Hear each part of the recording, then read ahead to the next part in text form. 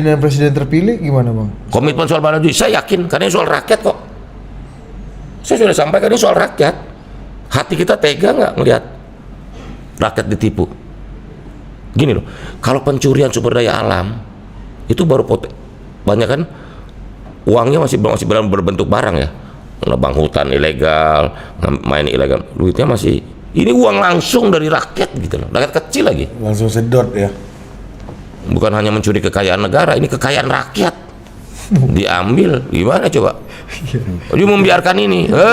Itu pun masih banyak yang belum kaya kan rakyat. Ya, kan? bayangin tuh. Kayak company dong bang. Ya kalau barang-barang kayak hutan ilegal itu kan masih barang jadi duit kan.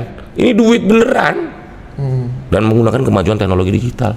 Ngeri dong. Ini kan soal hati aja. You tegang lihat rakyat digituin. Gitu. Karena itulah pemberantasan judi online harus jadi prioritas. Orang dapat uang banyak di situ ya jadi tega-tega aja bang.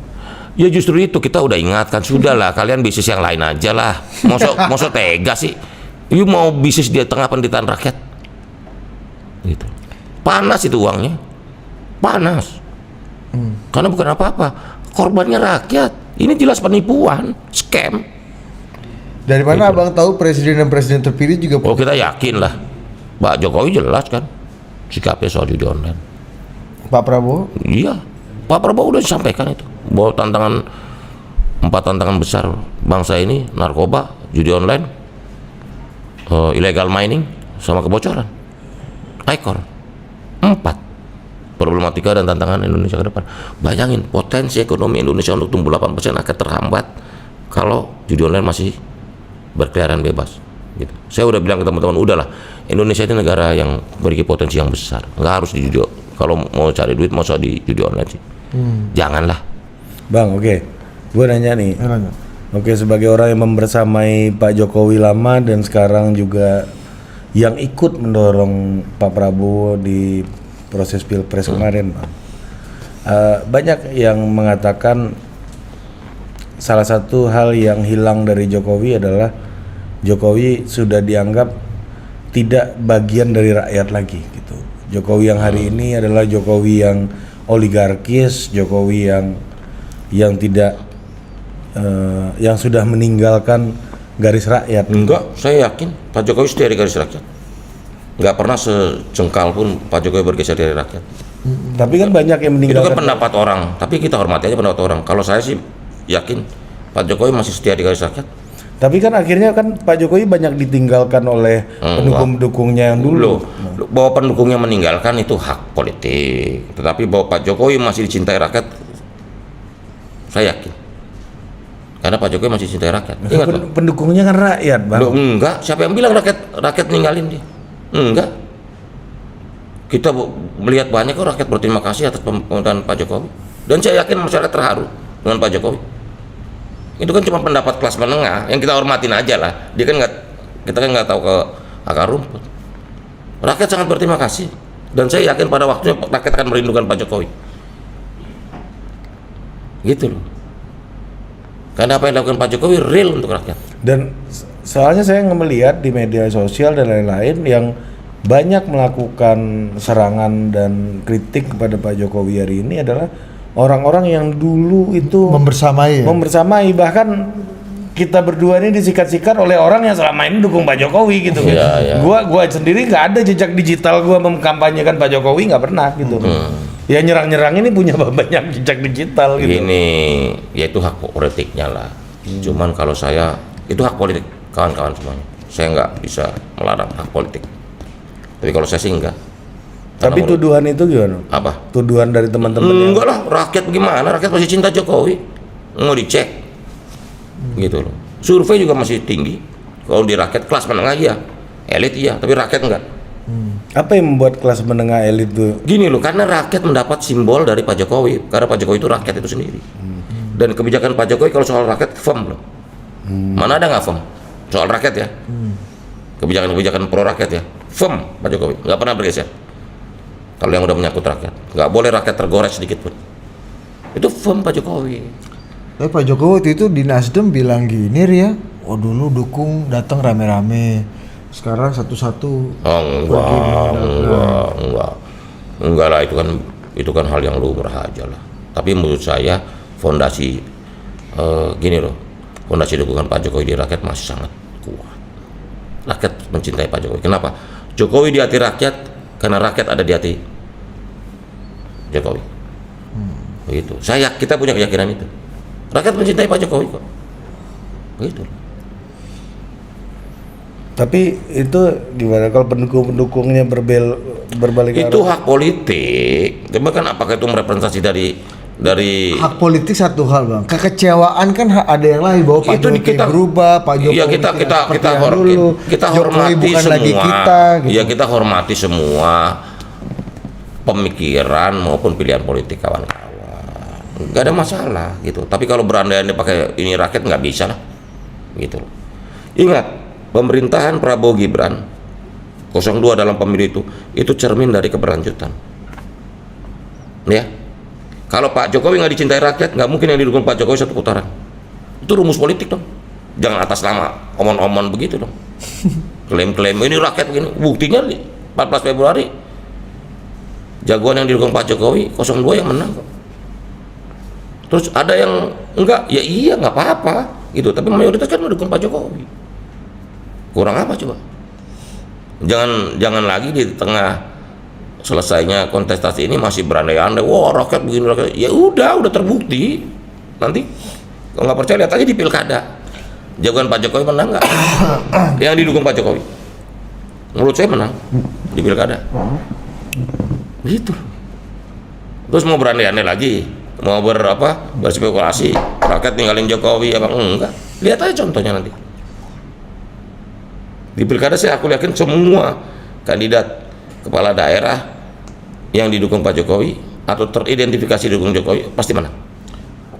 Setelah 20 Oktober Pak Jokowi akan aktif nggak berkampanye untuk orang-orang yang tadi Enggak, beliau sudah sampaikan ntar sebulan dia baru mau muncul lagi.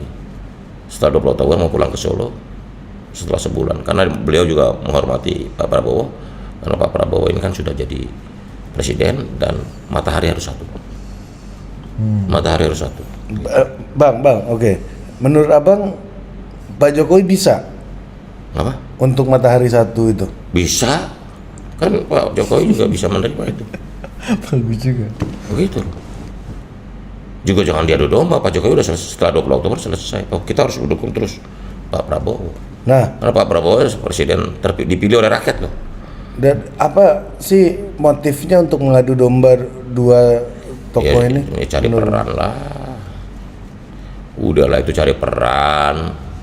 Gitu loh. Ngadu domba ini lebih banyak dari internal atau lebih banyak dari eksternal yang Eksternal lah, eksternal koalisi, di luar koalisi lah. Ini cari peran lah. Udah nggak usah nuduh-nuduh lah, nuduh atau apa identifikasi pihak tertentu. Tapi kita semua orang udah tahu lah motifnya apa, orangnya siapa, caranya bagaimana adu domba itu. Begitu. Ya, bang ini juga kali ya. Itu ada infonya ya di acara bocor gede, bang. Iya. Disingkat jadi apa? Bocor gede. Apa? apa? Bocor gede disingkat jadi Bode. Budi. B. Ya. Bocor gede. Kan ada pasar gede. Oh iya Ada iya bocor iya gede. iya iya iya. Ada kali gede. Iya. Ya kita udahlah. Ngapain sih adu domba sesama pemimpin bangsa, nggak ada untungnya. Gitu. Dan cara-cara itu nggak produktif lah. Saya sih udah lebih baik mikirin udah gimana Indonesia mewujudkan mimpi untuk menjadi Indonesia emas 2045. Kenapa? Dalam agenda Projo itu jalan politik persatuan untuk kemajuan. Karena kemajuan kita tidak mungkin dilakukan tanpa jalan politik persatuan. Begitu.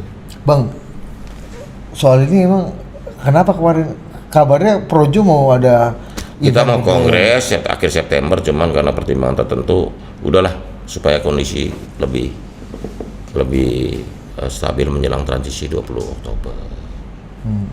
Emang kalau Projo kongres sebelum 20 Oktober menciptakan instabilitas politik. Ya paling enggak Karena dulu udah menciptakan instabilitas, Bang. Bukan, Begitu saya- abang saya- shifting ke Pak Prabowo kan langsung goncang begini, semua tuh. kalau Projo bikin acara itu paling enggak bunyinya minimal 3 minggu. pro kontranya gitu loh. Tapi kan kita ingin Iya ya. iya kan? Minimal 3 minggu. Borobudur bisa itu lama sebulan banget, ya kan? Sebulan, iya. Nanti Nggak habis-habis abang di panggung habis nih kan. nanti membahas Iya, apalagi abang sibuk transisi ini kan. transisi gitu loh. Ya sudahlah. Pokoknya bagaimana suasana politik ini menjelang transisi bisa kita jalan ini dengan baik. Karena harus diingetin juga nih ke masyarakat pemirsa Total Politik ini. Ini transisi terbaik sepanjang sejarah Indonesia berdiri. Transisi pemerintahan Pak Jokowi 2014 sampai 2024 untuk diserahkan kepada Pak Prabowo dan Mas Gibran di 20 Oktober 2004 ini transisi terbaik sepanjang sejarah Republik Indonesia. Ingat, presiden pertama, kedua, dua, ketiga, tiga, keempat, empat, kelima, gitu. Kan kalau boleh kita mengingat lagi sejarah keindonesiaan kita kan, mohon maaf ya, ini kan terus terjadi patahan dalam setiap transisi presiden. Ini kan enggak keberlanjutan. Dan rakyat sudah memandatkan keberlanjutan. Rakyat memahami bahwa pembangunan dan kemajuan Indonesia cuma bisa dipenuhi dengan keberlanjutan dan persatuan para tokoh. Jadi kita ini bagian dari nomor satu, kita nggak mau jadi elemen, kita mau jadi elemen konsolidator, bukan elemen pemecah belah, ngadu domba ke sini, enggak gitu. Kalau cuma ilmunya ngadu domba duluan buat apalah? Jangan-jangan bukan agenda bangsa kita, agenda negara lain. Ingat, Indonesia maju itu belum tentu semua negara happy loh. Kalau Indonesia mau maju, gitu. Jadi jangan-jangan kita diadu domba terus supaya Indonesia jadi nggak maju-maju gitu. Dan kita jangan terjebak pada game itu.